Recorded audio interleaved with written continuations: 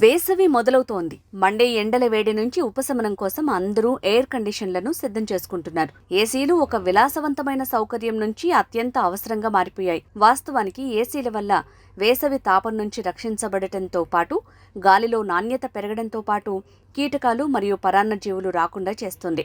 ఇంకా ఎన్నో ప్రయోజనాలున్న ఏసీని మీ ఇంట్లో కూడా ఇన్స్టాల్ చేసుకుందాం అనుకుంటున్నారా? అయితే ఒక్కసారి మా వీడియో చూసి మీ ఇంటికి ఎటువంటి ఏసీ ఎంచుకోవాలో తెలుసుకోండి.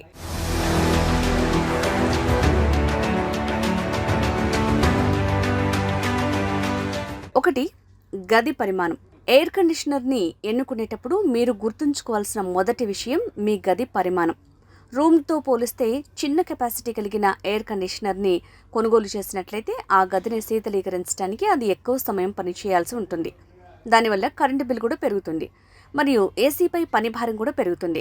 అలానే పెద్దది పెడితే అది గాలి నుంచి తేమను తొలగించకుండా గదిని చాలా త్వరగా చల్లబరుస్తుంది, అనారోగ్యానికి కారణమవుతుంది. అందువల్ల సరైన ఎయిర్ కండిషనర్ని కొనుగోలు చేయడానికి గది పరిమాణాన్ని దృష్టిలో ఉంచుకోవటం చాలా అవసరం. 2, వాతావరణం. భారతదేశంలో వేసవికాలం చాలా తీవ్రంగా ఉంటుంది. ఈ సమయంలో పట్టణ వాతావరణంలో ఉండేందుకు ఏ వయసు వారికైనా కష్టంగా ఉంటుంది. అంతేకాకుండా వర్షాకాలంలో కూడా ఒక్కోసారి విపరీతమైన ఉక్కపోత ఉంటుంది.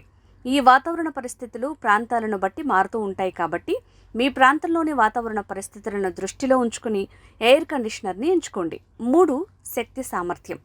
మీరు గుర్తుంచుకోవాల్సిన మరో విషయం ఎయిర్ కండిషనర్ యొక్క శక్తి సామర్థ్యం. బ్యూరో ఆఫ్ ఎనర్జీ ఎఫిషియన్సీ అన్ని ఎయిర్ కండిషనర్లకు నక్షత్రాల రూపంలో రేటింగ్ని కేటాయిస్తుంది. అత్యధిక స్టార్ రేటింగ్ ఉన్న ఏసీలు మీ విద్యుత్ బిల్లుపై డబ్బును భారీగా ఆదా చేయటంలో సహాయపడే అత్యంత శక్తి సమర్థవంతమైన వాటిలో ఒకటి. అందువల్ల ఇంధన పొదుపుకు ప్రాధాన్యతనిచ్చే ఎయిర్ కండిషనర్ని ఎంపిక చేసుకోండి. 4, కెపాసిటీ. చివరిగా ఎయిర్ కండిషనర్ కెపాసిటీ చాలా ముఖ్యమైనది. అందువల్ల దీన్ని జాగ్రత్తగా తనిఖీ చేసుకుని కొనుగోలు చేయాలి. గది పరిమాణం, వాతావరణం వంటి వాటిపై ఆధారపడి ఉంటుంది. బడ్జెట్తో కూడా సరిచూసుకుని గది శీతలీకరణను నియంత్రించే ఎయిర్ కండిషనర్ కెపాసిటీ తీసుకున్నట్లయితే ఎంతో ఉపయోగకరంగా ఉంటుంది. దీంతోపాటు మీ గదికి కిటికీ ఏ దిశలో ఉంది, సూర్యకాంతి డైరెక్ట్గా పడుతుందా, రూమ్ ఎంత ఎత్తులో ఉంది వంటి వాటిని పరిశీలించాల్సి ఉంటుంది.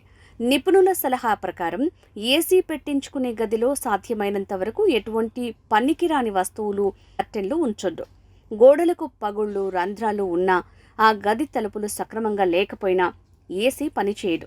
అందువల్ల ఇటువంటివి కూడా పరిగణనలోకి తీసుకుని ఏసీ పెట్టించుకున్నట్టయితే వేసవి తాపం తీరటమే కాకుండా కరెంటు బిల్లు కూడా ఆదా అవుతుంది.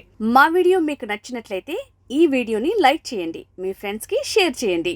మరిన్ని ఆసక్తికర విషయాలు తెలుసుకోవాలంటే మా ఛానల్ని సబ్స్క్రైబ్ చేసుకుని నోటిఫికేషన్ యాక్టివ్ చేయండి.